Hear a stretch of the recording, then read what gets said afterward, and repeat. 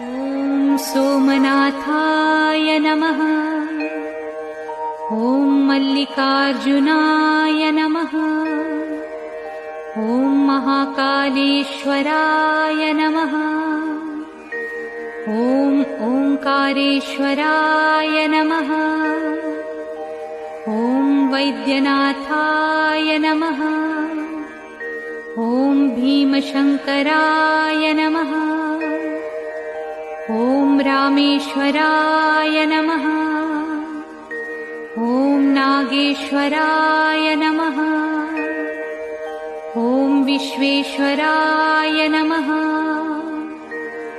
ॐ त्र्यंबकेश्वराय नमः।